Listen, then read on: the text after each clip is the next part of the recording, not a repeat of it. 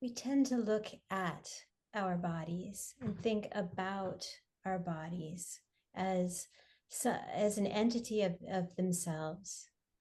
But when we close our eyes, we experience our bodies in a different way. We start to see that we're sensory antennas to the world.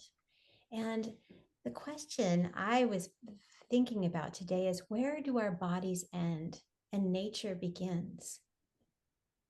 We tend to think about the skin, our skin being kind of the container of our bodies.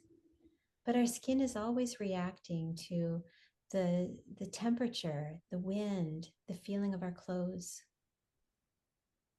We breathe. When does the air become part of us?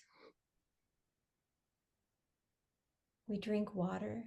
When does it cease becoming water and become us? We're always in interaction with the world around us, and we're part of the world around us.